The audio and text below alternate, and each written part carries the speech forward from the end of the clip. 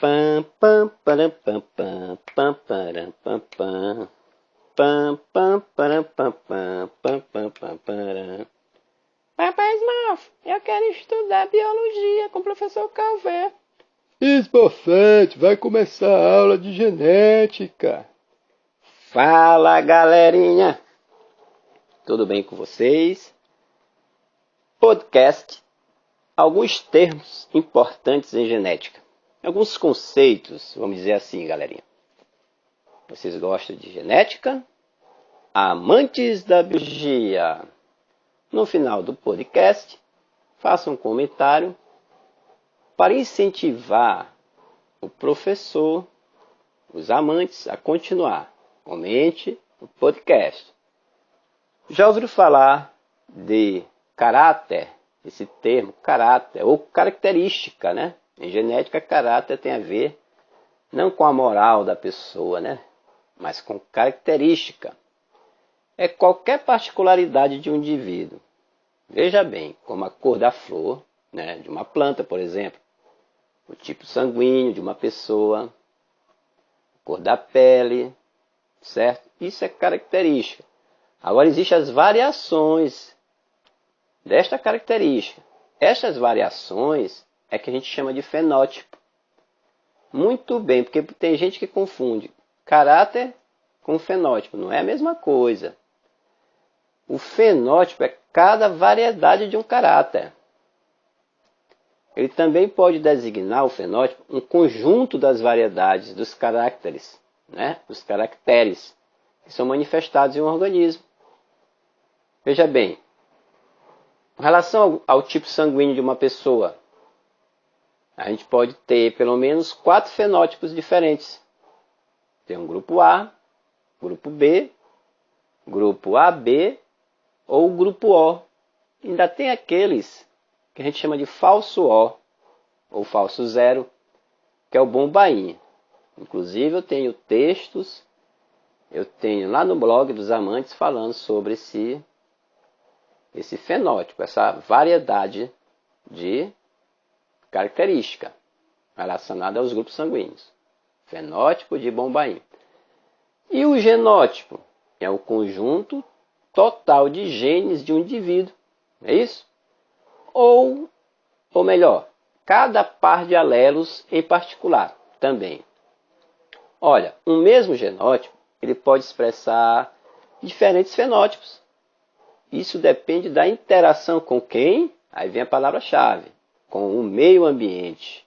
Então eu posso dizer, numa continha básica, numa matemática básica da biologia, que fenótipo é igual ao genótipo mais o meio. Isso, por incrível que pareça, já cai em questões de vestibulares. Acredito que no Enem não caia dessa forma. O que é um alelo recessivo?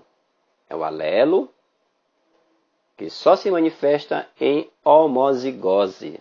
Gente, quando eu falo alelo, eu me refiro a gametas, genes também, certo? A representação em genética geralmente é feita por letras, né? A gente tem lá o alelo recessivo, forma os pares daquelas letrinhas ou genes ou gametas minúsculas. E o alelo dominante forma os pares das letrinhas, dos genes ou dos gametas maiúsculas. Às vezes vem as duas num só par, uma maiúscula e uma minúscula. Veja bem, o alelo recessivo é aquele que só é manifestado em homozigose. Homozigose, homo quer dizer o mesmo, aos pares, em homozigose. Eu tenho, por exemplo, alelo recessivo Azinho, Azinho, Bzinho, Bzinho, Czinho, Czinho, Dzinho, Dzinho, Ezinho, Ezinho e assim por diante. É a linguagem genética em sala de aula. É show de bola, tem muita gente que gosta, né? Se atrai por essa forma de a gente apresentar, expor a aula, né? Em sala de aula de genética. Muito bacana. E o alelo dominante? É o alelo, né? Que se expressa tanto em homozigose, quer dizer, é o mesmo par, quanto em heterozigose, em pares diferentes. Isso determinando ao mesmo tempo um fenótipo, certo? Então, o dominante ele se expressa tanto em homozigose quanto em heterozigose, determinando o mesmo fenótipo, quer dizer, a mesma variedade da característica. Beleza? Galerinha, em genética, existem representações gráficas que a gente chama de heredogramas. Continuando aqui com os conceitos importantes em genética. As genealogias ou heredogramas são representações gráficas da herança de uma ou mais características genéticas em uma família, certo? Pela análise de um heredograma, por exemplo, nós podemos determinar o genótipo de alguns indivíduos. Vou dar um exemplo. É um cruzamento de indivíduos com o mesmo fenótipo, gerando um indivíduo com um fenótipo diferente dos pais, nos casos, a geração parental. O fenótipo do filho ele será determinado por um alelo recessivo, sendo os pais heterozigóticos, certo? Existem várias regrinhas aí para você saber interpretar uma genealogia, uma árvore genealógica, um heredograma. Então, olha, você tendo pais iguais numa árvore e filhos diferentes, com certeza os pais são heterozigóticos ou heterozigotos. Mas existem outras regras, certo? Aí vem simbologias, quadrado, bolinha. Aí você dá uma olhadinha depois no material que eu posso estar enviando para você de genética. O material que a gente trabalha dos amantes. Muita gente está adquirindo as nossas apostilas. E ainda tem um conjunto de materiais que a gente está negociando um preço bem acessível para vocês, que inclui até podcast, como esses, tá?